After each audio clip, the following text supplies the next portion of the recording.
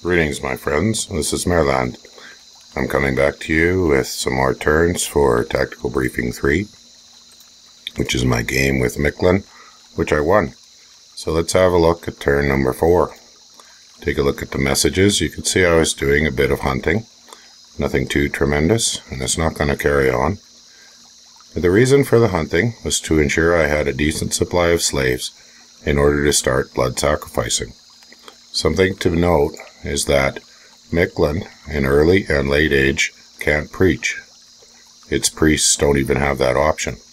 And have a quick look here, you'll see we don't have the preach command.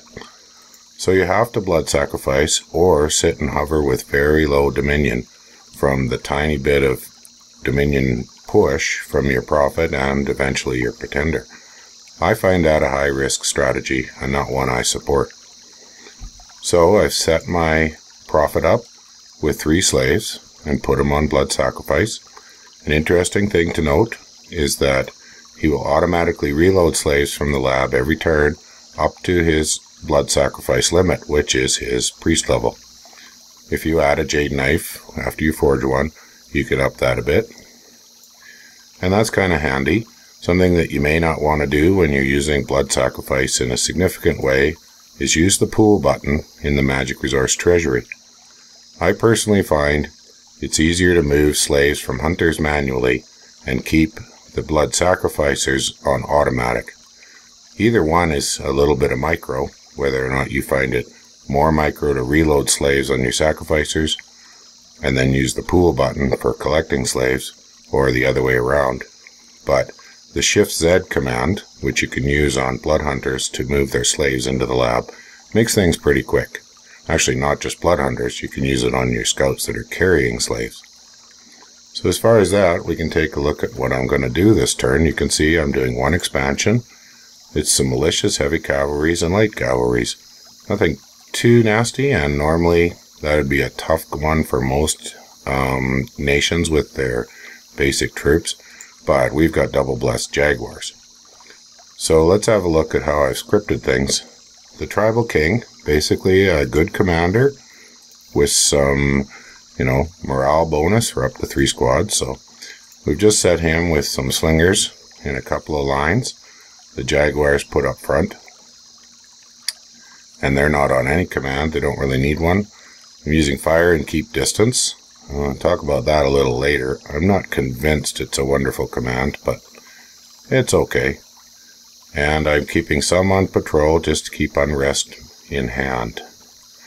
I'm going to move out some more next turn. If we look at my recruitment, I've decided to buy a High Priest of the Sun. The biggest reason right now is to get Divine Blessing for Holy 3. I could send my prophet, but I need something to stick at home, and, well, the prophet's just a scout. Not particularly useful for other things. So that sort of sums up the turn. I chose not to do any research in my one province. I gave it some province defense. I'm going to use defense 10 when I can afford it to get the small bit of unrest reduction. I know it's not much, it's only 1 a month. I wish it was higher. I think it should be 3 to 5. But even so, given I'll be blood hunting and other actions, it's a useful thing. You can see also that I'm sending Priest Metzley along. Let's take one more look at army setup. So he or she is going to do the blessing. Now blessing has a range of 10, so we've got the jaguars just in front of her. 2 groups of them, so hopefully they'll all get blessed. They shouldn't move too quickly. With their move of 11, they should still be roughly in range, but we'll have a look next turn and see if I chose correctly. I may have made a mistake. It was the first time I was playing Maerlande in a very long time. I think that sums up turn number 4, pretty quiet. So let's open turn number 5. Each of these turns I've set up. A question was asked of how do you do this? Well, basically you need a separate directory for each turn, named carefully, and I found a nice utility to help me do mass renaming of directories. We didn't find any blood slaves for my one hunter. A couple of events. Oh, that's a bit of a lucky one, a little fire gems. Oh, sweet, some gold. Given my misfortune skills, that's kind of nice. How'd the battle go? Well, I lost 3 jaguars and no warriors, and I wiped out a lot of cavalry. Let's watch it. I want to see if I got things right. Biggest question is, did I have enough bless going on to get the job done? So here's the priest. And we'll watch here. Oh, looks like I might have not got everybody blessed. Oh, pretty close. I'm not going to check on each one during this video, but it's quite adequate. You can see the jaguars got knocked into their second form, and that's when they really do damage. And you can see a little bit of the blood vengeance happening. Sometimes, yep, that fellow got hit with the blood vengeance, that one militia there. And that was that. So pretty cheap. Now, we could have argued that I didn't want to lose any jaguars yet, but jaguars are fairly cheap, and my production of them from one fort is quite excellent. And you can see now, here we go, setting up for expanding 2 provinces a turn. Same concept, same setup. Did I make any changes? I did not make any significant changes to the script, so it's going to go down the same way it did before. This is just archers and heavy infantry, so I'm not anticipating any trouble there. The second squad is going out with just a tribal king leading and a priest for blessing. I did keep that fire closest and keep distance. The idea is to draw any fire at these slingers, which are dirt cheap, and I don't much care about them. I've put my High Priest of the Sun on research for the moment. Let's have a look and see what I chose to research. A little bit of alteration. I usually stick with some alteration for levels 2 and 3. There's some excellent low-level spells in there. And let's take it what I did for recruitment. Okay, this time I'm buying another tribal king because I do need to be able to lead these jaguars and keep their morale up. I bought some of the slightly armored slingers, protection 10, which is actually pretty darn good for that price, 9 gold, 6 resources. I didn't use any of the other units in this game except some eagles and jaguars, and then a little bit of slingers here or there. You'll see why later on. Now, I am going to need to have some independent commanders because I want to fort up extremely quickly. As soon as I can get 2 spaces from the capital to not steal resources, I'm going to drop down some forts. So here, I bought the first decent indie commander I could get, a mounted commander. I usually don't buy mounted commanders a lot. They're pricier than just the ordinaries, and the extra move is usually not very relevant because the troops they're trying to ferry around aren't that fast. So I'm looking around and I don't see any significant action. You can see I've spread my candles a tiny bit. Doesn't make a huge bunch of difference. A little extra morale can help. And that pretty much sums up turn number 5. So let's move on. Take a look at turn number 6. Again, this is just early expansion, not a tremendous amount of action. That's to be expected until I meet an opponent. Okay, 3 battles. First, let's look at the events. A couple fire gems found by a young mage. Well, good boy. Here we have a fight in Maerlande. A barbarian horde had suddenly attacked and ouch, minus 3,000 population. Not fun, but I have growth 3. So that's a livable issue, and, you know, my scales are one of the ways I paid for this big double bless. That's the compromise you make. So the battle in Gol Riepi, a bit pricey, not so good on the warriors, lost a priest. But I won, and I lost 3 jaguar warriors. Let's have a look and see what exactly went wrong here. I think this is where my fire and keep distance was a flop. So here we go. Here comes the cavalry. They're going at those slingers, which are kind of beat up. The jaguars here are going to head out in a moment. And I'll hit the fast forward. So that's a pretty serious amount of horse archers and a big chunk of cavalry. You can see my slingers are running backwards to keep their distance, and they're just getting annihilated.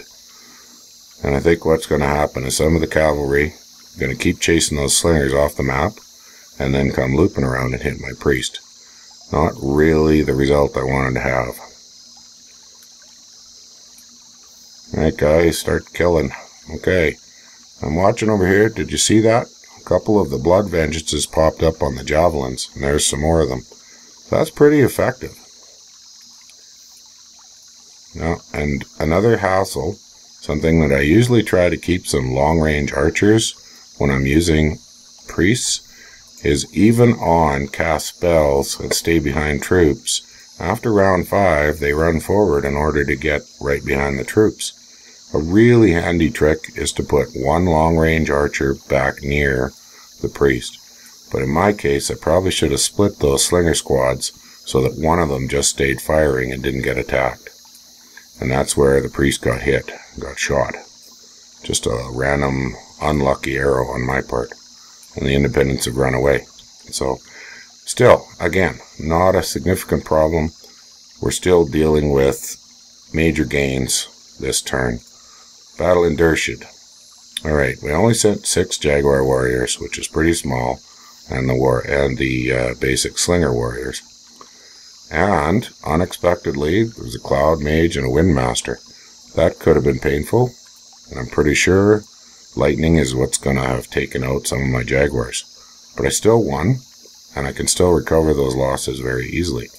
Wind Guide, Air Shield, yep, you can see those Cloud Mages tossing up some ugly stuff. And some shooting going on, and my Jags are running forward and they're blessed. Some of them are fairly beat up already. Some serious afflictions. Let's speed things up and see how it goes. And in this case, I think I made a better choice because the Jaguars are out in front of the Slingers.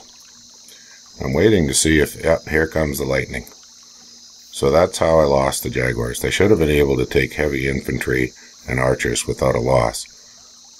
But those dart air mages, you know, they're basically hard to spot, and I should have probably checked the independent scouting reports a little more carefully, but that's life. Didn't turn out too badly. I still won.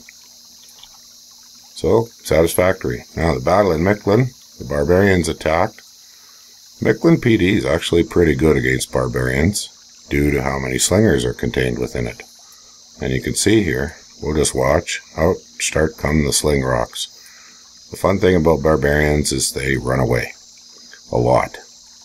Yeah, see, the commander will berserk, come running forward and get chopped to pieces. And Miquelon Province Defense also gets a few Jaguars. You know, and these guys even got blessed. So that was pretty straightforward.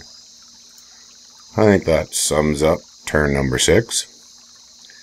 You can have a look, you can see. I'm just going to take the risk, even though the Jaguars got beat up pretty bad.